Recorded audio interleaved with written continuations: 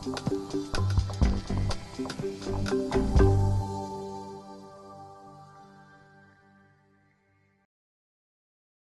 would like to talk about improving employee psychological well-being in the workplace. My name is Wilmar Schaufeli, and I work at two universities in Utrecht, which is close by here, and in Leuven, which is a little bit further away, which is in Belgium, but is a Dutch-speaking university. And I have my own private business, which is AAA, in which I try to apply the scientific knowledge to practice. So what is this? I'm a psychologist, and psychologists always show this kind of pictures. What do you see here?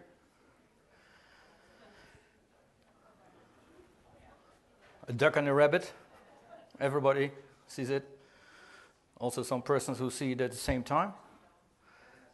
Yeah, then you should go to a psychiatric clinic because then something in your wires is not proper. I mean, you can flip the image very quickly, but you cannot see it exactly at the same time. Okay, so why do I show you this? Well, I show you this because there is an analogy with work. Work can be good and work can be bad. And the traditional view on work is the left-hand view, which is man as the working animal. And here is a picture of Martin Luther, and in the Christian tradition, work is associated with blood, sweat, and tears, so to speak. But on the other hand, we also have a more optimistic approach. Picture of Karl Marx, maybe not an optimistic man, but anyway. And according to him, work has also a creative potential. So if you work, you not only change the physical environment, you make a chair or a table or whatever, but you also change yourself because you develop yourself, you develop your skills. So an optimistic and a pessimistic view. The pessimistic view at the left-hand side is the traditional view in my field, occupational health psychology. It's the stress discourse. So work has to do with disease, disorder, disability, all these awful things. On the other hand, we have the more positive view, of which I will speak today a little bit more in detail. And it's about energizing, enriching, and engaging personnel. And if you look at the literature on occupational health psychology, you see there is a one-sidedness. We have about 57,000, mind you, publications on job burnout and only 4,600 that are related to work engagement, which is actually the opposite. So psychology is blind at one eye, you can see. So that's the reason why we should focus more on work engagement. But there is also another reason, which is more in practice. I will not go through this in detail because you already know this, but my point is that in the world of work, there is a huge change going on. And we come from a situation where it is stable, where you have monocultures, where there is a clear line of command, etc., etc. We go to a new situation where there is much more, let's say, diversity, teamwork, self-control, accountability, adaptability, and that means actually what I would call a psychologization of work. So the mental capital of people, the psychological skills, the soft skills become more and more important for all kinds of workers, not only healthcare workers, etc., but for all kinds of workers. So we have two tendencies actually, two trends. In science there is a trend towards positive psychology because so far we only focused on the negative, speak burnout, we now focus more on work engagement. And in working life, we have a psychologization on the one hand. On the other hand, we have continuous change, which actually leads to a kind of bifurcation, you could say. On the one hand, there is an increased importance of work engagement because this mental capital and so forth is getting more and more important. And on the other hand, because of this change, people have to adapt continuously, and adapting means effort, means stress. So an increased risk on burnout. But what about mental well-being? Because we talk about that quite easily, but we have to make a kind of differentiation. And we can do this in a more systematic way. And this is a so-called circumplex model of human emotions. So all human emotions, according to psychology, can be scaled on two axes. One is positive and negative. Each emotion is in a way positive or negative. And the other axis is activated or non-activated. So an emotion can actually be more activating or deactivating. And if you look at this circumplex, the circle, then you can plot all human emotions on that surface of that circumplex. And if we look at engagement, then engagement is in the, right upper field, because it has to do with being activated and being activated in a positive way. And you can see that burnout is the exact opposite, namely it's bad, it's negative, and it also is deactivating. So it's associated with tiredness and with sadness. But what about the other two? These are also important in order to distinguish different types of well-being. We have work addiction, workaholism, meaning that people are activated, but they're activated in a negative way. They work hard not because work is so pleasant, but because they have an internal urge, an internal need, an internal drive to work excessively. And we have satisfaction. Yes, satisfaction is positive, equally as engagement, but it's not so much associated with a drive. It's more complacent. So this is important. I'll come to it in a minute, why it is important, and I also discuss the differences between those. But first, let you give an idea about what does it mean to be engaged in the workplace.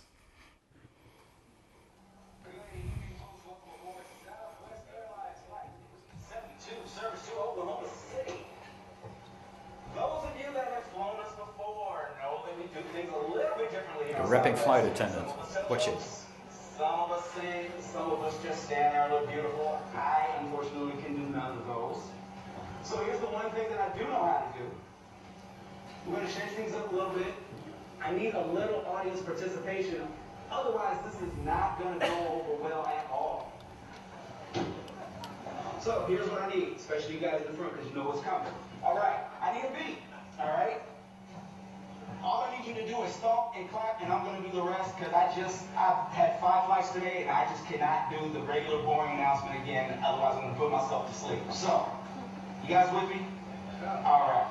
So give me a stomp, clap, clap. Come on, stomp, clap, clap. They don't be there. There you go. Keep that going. This is flight 372 on SWA. The flight attendant's on board serving you today. Teresa in the middle, David in the back. My name is David, and I'm here to tell you that shortly after takeoff, first there's soft drinks and coffee and quench your thirst. But if you want another kind of drink, then just holler. Alcoholic beverages will be $4. If a Monster energy drink is your plan, that'll be $3, and you get the whole can. We won't take your cash, you gotta pay with plastic. If you have a coupon, then that's fantastic. We know you're ready to get to new places. Open up the bin, put away the suitcases. Carry on items, go under the seat. In front of you, so never you have things by your feet. If you have a seat on the road with the exit, we're gonna talk to you, so you might as well expect it. You gotta help us evacuate in case we need you. If you don't want, then we're gonna reseat you. Before we leave, our advice is put away your electronic devices. Fasten your seatbelt, then put your trays up. Press the button to make the seat back raise up. Sit back, relax, have a good time. It's almost time to go, so I'm done with the rhyme. Thank you for the fact that I wasn't ignored. This is Southwest Airlines. Welcome aboard. So you see, you'll probably never forget when you have this flight attendant in your flight, and he appreciates it very much. And this is also used as a promotion video for Southwest Airlines, and they claim that they are rather successful compared to other airline companies because they have a program for increasing work engagement at the workplace. So you can see this to give you just a feel what that means to be engaged. But what's the difference with burnout? Well, first of all, burnout is associated with exhaustion. So when you're burnout, you feel tired, you feel exhausted, and work engagement is defined in terms of energy, having a lot of energy, and identifying yourself with your work and with the things that you do, whereas burnout is the opposite. It's not identified, but you rather get cynical, you have a mental distance, etc. And you have a strong focus on the task at hand if you are engaged. So the combination of energy, dedication, and focus is what makes engagement so special. And in burnout, you have a poor focus. You're not able to focus your attention because you have a cognitive impairment. Work engagement, as I will show later in a little bit more detail, is related to good performance, and burnout is related to poor performance. And what about workaholism and employee engagement? Because those two are very often confused, because in both people work very hard, but the underlying motivation is different. So a person who is engaged works hard because he likes the work that he's doing, which is actually an intrinsic motivation, so it's an approach motivation. Whereas a workaholic is working so hard not because he likes the work so much, but because he wants to avoid the negative emotions that are associated, negative feelings that are associated with not working. So when a workaholic is not working, he feels guilty, he feels useless, he feels upset, etc., etc. So the only thing to relieve these negative emotions is actually to work. So it's not an approach motivation, but an avoidance motivation. You avoid the negative feelings.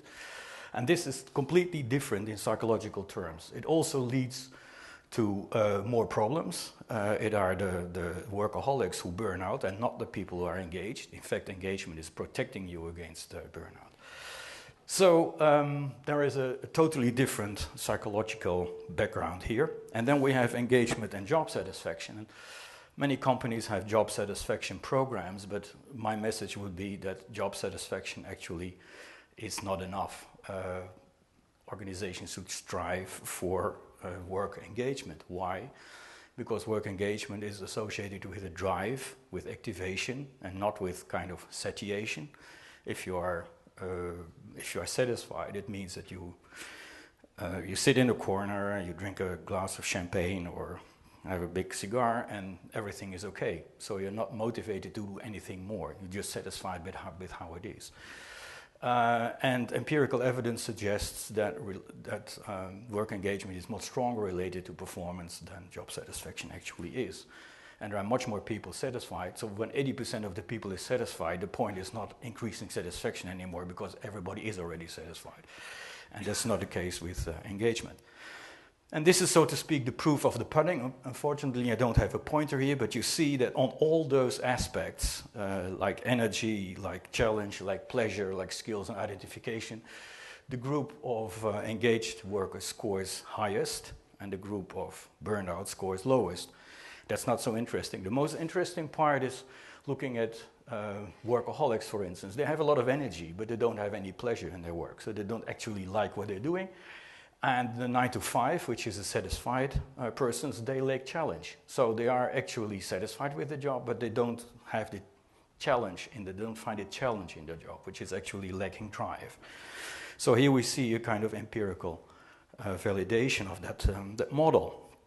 And how can we understand? Now we know that there are different kinds of work well-being, and of course we would like to improve engagement and to prevent burnout and so workaholism, but how can we do that? Well, the basic assumption here is actually twofold.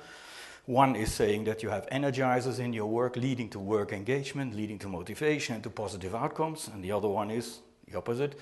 You have stresses in the work and they lead to work burnout because it's associated, these stresses, with a lot of effort and tiredness, and finally you feel exhausted and there are all kinds of negative outcomes.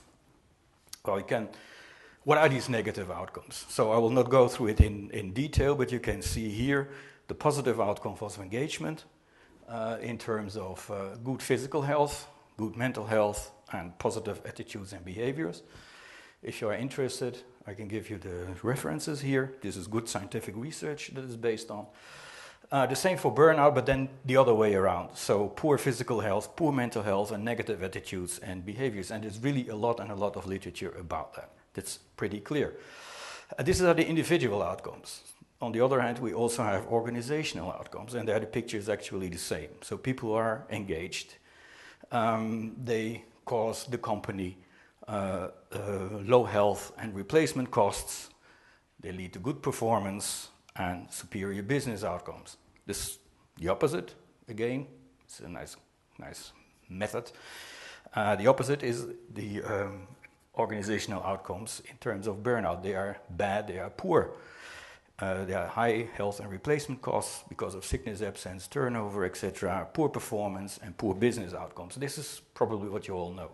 I'll give you one example of engagement and of the beneficial effect of engagement on business unit success. And this is actually a study that has been done under almost 1 million employees of 32,000 business units. And what these researchers, they are actually from Gallup, Gallup organization, what they did is they took the 25% highest scoring business units in terms of work engagement, and they compared it with the 25% lowest scoring business units on engagement. And then what you see here is the comparison between these two groups, so the top and the bottom group in terms of employee engagement. And you see that compared to the bottom group, the top group has 30%, 37% less absenteeism, there is less safety incidents, less quality defects, there is more profitability, there is more productivity, and there is more customer satisfaction. So you see that overall there is an empirical point to make that work engagement is good for a business unit, is good for the company. And this is actually also one of the studies that was discussed in this Harvard Business Review. You see the typical American smile here with the dollar signs. So it means actually that investing in health and well-being and in happiness and in engagement at the workplace finally pays off because it leads to better performance. So we developed a model which is called the Job Demands Resources model, in which we included all the drivers of burnout and engagement. So at the left-hand side you see work characteristics, can be positive, can be negative. Stresses are negative, the resources are positive, leads to energy, high or low, burnout on engagement, and leads to outcomes. And the question is, of course, which kind of job characteristics or which kind of resources and demands we know have an effect on burnout and engagement. So what I will do next is give you a brief overview of this. And you should know that, of course, in each and every company, there are different kinds of demands and resources that play a key role. This is more or less a kind of average. So in terms of job stresses, we have these qualitative stresses like pace of work, work overload, quantitative and organizational stresses. Particularly the organizational stresses are very important along with work overload. And there are more, but these are the most important stresses that we know are associated with burnout. On the other hand, job resources, so what kind of positive aspects in the workplace are related to work engagement? They are social. They have to do with the work, the content of the work. They have to do with the organization. And they have to do with growth and development. So if a company has this in place, the social, organizational, work and growth resources, and not all companies can do everything, but the most important, some companies differ also in terms of what kind of resources are feasible or important. But this is a kind of, let's say, average picture that organizations can use in order to increase the level of work engagement of their workforce. And then, of course, how shall we do this and what kind of leadership is important? And we identified a couple of leadership styles that together we called engaging leadership, that are associated with higher levels of work engagement. And we base ourselves on the idea that particular leadership styles, behaviors have an effect on the fulfillment of basic psychological needs. And one of the basic psychological needs that we all have is the need for meaningful activity. So all people want to do meaningful activities, want to do meaningful work. And by inspiring employees, so by actually enthusiasm, making them enthusiastic about their work, by giving them meaning of their work, by making it clear how their work connects to the organizational targets, you actually are satisfying a basic psychological need for meaning. The same goes for strengthening. So if you challenge your workers, if you delegate tasks and responsibilities, you actually satisfy the basic needs for growth and development that all of us have in one way or another. The same goes for connecting people, having a good team climate by stressing the common goal that you have, By doing so, you actually provide or you satisfy a basic need that people have for relatedness. And finally, by empowering employees, by giving them voice, by giving them responsibility and freedom in their work, you satisfy the basic need for autonomy. So how does the system work, or how does it work psychologically? By giving this kind of inspiring, strengthening, connecting, and empowering behaviors, leaders satisfy basic psychological needs, and by doing so, they actually increase the levels of engagement in their followers. And this is actually what our research also shows. So how to increase? This is a kind of circle that you are all familiar with. It's a simple circle of, let's say, an organizational change program, which starts with a target and a project group, with communication, with gathering data, with feeding back the data, interpreting the data, taking actions and evaluation. And it is all based, at least in our view, can all be based on this job demands resources model, in which you exactly know which kind of demands, which other kind of resources are related to engagement or to burnout. So you can use the model in a very instructive way as a kind of guideline for your intervention. And what we know as key factors for interventions in this area of occupational health is that it should be a safe, systematic and a stepwise approach, so following all kinds of circles, which also means, for instance, having enough possibilities and having enough resources also for good communication in order to have all people on board.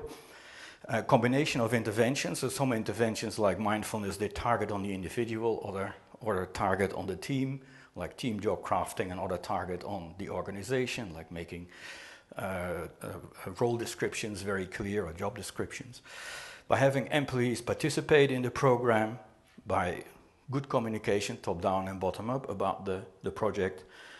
Commitments on top management is actually very important, and a focus on operational leadership, especially the kind of behaviors that I showed before. There is one but, one big but, and that's the scientist in me and also the practitioner, that everybody who's promising you a quick win is actually telling you a lie, because this kind of processes, they are long-term, they require investments and sustainability, and there is no quick fixes. You kind of say, okay, in 2 or 3 months, we increase your work engagement by 2 or 3 points. That's actually not the case. So it's a long-term investment that you do, basically in a kind of cultural change, or a change in an organizational culture.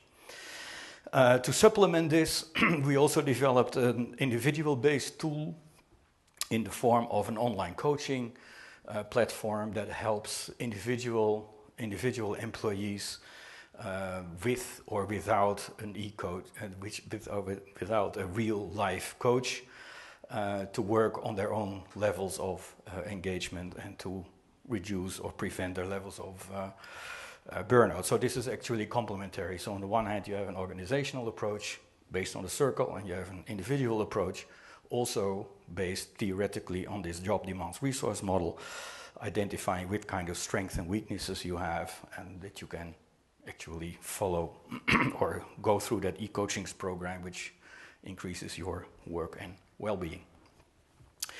So I'm now coming to the end of my short talk, and I prepared a lecture because they always tell me that it's important to have a kind of take-home message that people can take home for themselves. If you want to be engaged, then there are here 10 golden rules, and these rules are also based on psychological research that we've done over the past years. Perhaps this goes too quick for you, but I'll see to it that these slides are published in the website of this conference so that you can have a look after that as well. So I would like to thank you for your attention, and I have a white paper which is unfortunately in Dutch, but it gives you an idea on why you should invest and what kind of investment you would need in order to increase your bevlogenheid or employee well-being in the organization. Thank you very much.